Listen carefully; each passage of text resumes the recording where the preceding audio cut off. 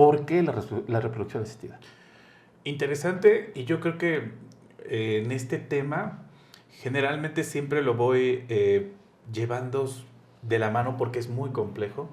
Incluso a los pacientes también siempre no voy obviando algunas cosas.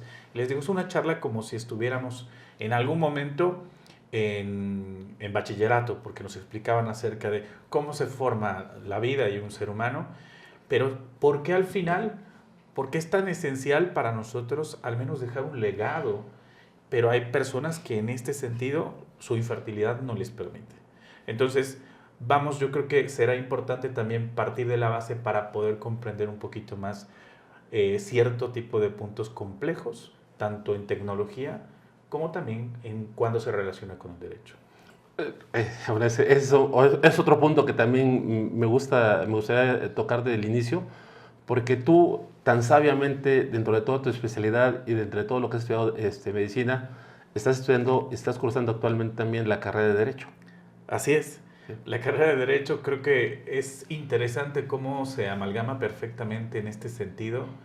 Y voy a dar también en esa parte mi punto de vista en el sentido de cómo también se enlaza y tiene mucho que ver la parte de la reproducción con el derecho también. ¿Por qué? En este mismo punto creo que desde simplemente la posibilidad de poder tener bebé, eh, más bien creo que podría basarse iniciando desde el momento en que nos decimos qué es la vida.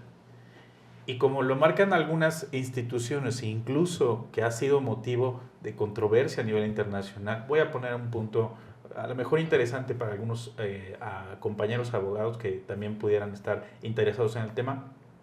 Hubo en 1995 la Corte Internacional se pronunció acerca de un litigio que hubo en Costa Rica muy interesante donde prohibieron la fecundación in vitro. Evidentemente tratando de preservar en aquel tiempo su Suprema Corte de poder invalidar debido al artículo número 4, que es el respeto a la vida. Prohibieron la fecundación in vitro y sobre esto se suscitó muchos otros puntos en relación a ello y empezó toda la parte filosófica interesante de acerca de cómo es, primero definir la vida, en qué momento es la fecundación, No.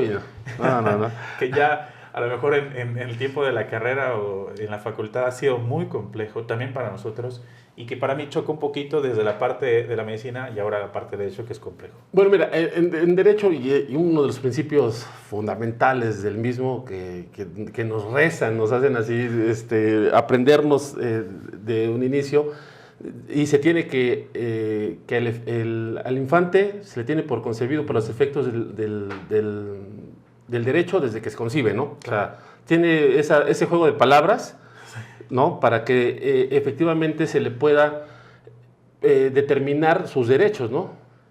Entonces, pero habla de concebido. Exacto.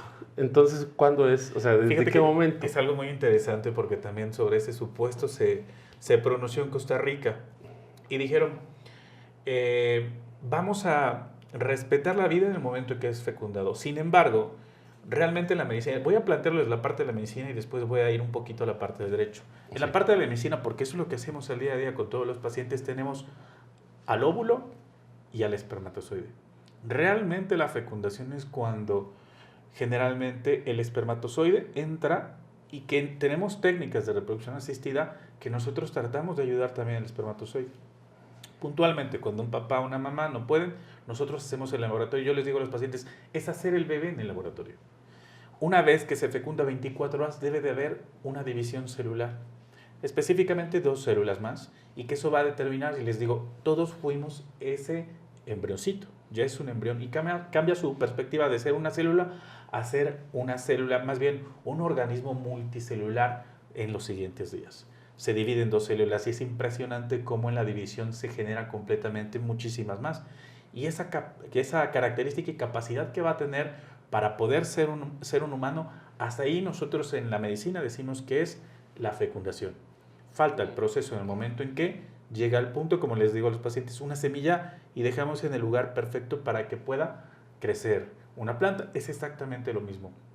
Dejamos en el momento que tomamos al bebé, dejamos en el útero de mamá para que pueda continuar el embarazo. Sin embargo, aquí hay un punto increíble y realmente es lo que se entrelaza en el derecho. Este tipo de perspectivas, claro, depende de diferentes lugares, países, se ven mal en algún aspecto. ¿Por qué? Porque al final pareciera que pudiéramos manipular la vida, sin embargo ayudamos en este proceso, como así también lo ve algunas legislaciones. Es decir, tenemos dos corrientes. Ahora voy a pasar a la parte del derecho, porque tenemos dos corrientes muy interesantes. La primera corriente que especifica que solamente la concepción se ve cuando tenemos al ovocito y el espermatozoide. Hasta ahí podemos decir, incluso hay corrientes que dicen, esa es la perspectiva del ser humano, o desde ahí inicia la vida. Hoy existe otra corriente donde solamente, y recordemos que el embrión por sí mismo no tiene la capacidad de sobrevida, necesita un ambiente. ¿Y de quién depende? De mamá. Claro. Tenemos otro problema ahí, bueno, más bien otra desventaja para el embrión, visualizándolo desde ese lado, siendo un embrión. Porque la corriente siguiente es la que dice que solamente la concepción es a partir de que el embrión se adhiere específicamente a la madre y que busca toda esa parte de recursos. Hasta ahí se habla de concepción. Existe un problema entre las perspectivas y al final hay precedentes importantes, y yo creo que uno de los más importantes fue ese precisamente que la Corte Internacional promulgó o se dio su visto, en el sentido de poder decir efectivamente qué es lo que defendemos la vida en ese desarrollo cuando tenemos completamente la implantación. Hasta ese momento podemos decir que estamos hablando de la concepción. Entonces considero que por la parte legal es un parámetro adecuado, porque podríamos aquí filosofar mucho tiempo y estar con diferencias en argumentos. Sí, digo, de nosotros como abogados, lo primero que, así te voy a Sí, separar sí, sí. como médico, como Adelante, abogados, lo adelante. primero que tenemos entendido propiamente que si nos dicen que al infante concebido se le tiene por nacido para los efectos del derecho, o sea, nosotros entendemos y ya, o sea, sabes que desde el momento en que se detecta que está el embarazo, ¿no? Correcto. Sí. Sí, estamos de acuerdo. Ahí es cuando ya para nosotros ya tiene derechos, ¿no? Ya goza los derechos, ¿no? O sea, supuestamente con los principios de derecho. Pero bueno, como bien dices, vamos a filosofar y vamos a hablar cuestiones que realmente son puntos de partida. Y es lo importante de temas así, Sí. porque yo creo que dentro de la charla vamos a llegar a estos puntos en donde qué pasa cuando ya no quiero, qué pasa si di mi esperma y lo pueden utilizar, y qué pasa, o sea, hay un chorro de cosas que propiamente todo está involucrado con el derecho. Sí. Porque si no hay consentimiento, o cuando quito mi consentimiento para que puedan utilizar mis óvulos, puedan utilizar mi esperma, puedan utilizar, o sea, porque ahí es donde nos perdemos todos. Claro. Y en este sentido, antes de ahondar un poquito más en esta perspectiva, voy a recapitular un poquito más rápido de lo que hacemos el día a día en el laboratorio y nosotros como biólogos de la reproducción. ¿Qué es lo que pasa?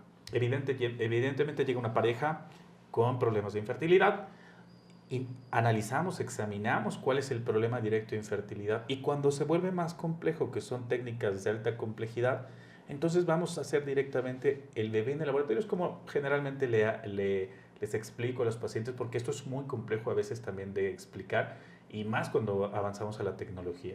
Entonces, vuelvo al punto donde estimulamos primero a mamá. Mamá solamente genera un solo folículo por mes, pero nosotros tenemos la capacidad de tomar el control completamente del ovario y decirle, quiero más de los que pueda tener en este momento por medio de medicamento. Preparamos a papá, obtenemos incluso los mejores espermatozoides, porque al final la mayoría de los hombres, como lo menciono siempre, son malos, y los hombres producimos millones por minuto y son de mala calidad. Tenemos que pasar por un proceso, se quitan los lentos y los deformes, se dejan los mejores, y esos son los que utilizamos en el laboratorio de reproducción. ¿Qué pasa en el laboratorio de reproducción? Incluso tenemos el ovocito, tenemos el espermatozoide, por otras técnicas de tecnología avanzada, identificamos cuáles son los mejores. Pasamos esa prueba y entonces algo que dejamos en fecundación se llama que lo hagan a libre desarrollo y que generalmente puedan fecundar. Cuando no lo hacen así, entonces los microinyectamos, que también es una técnica avanzada. Después de eso, se observan, en 24 horas vemos que va evolucionando favorablemente y así en los días también debe de haber un desarrollo.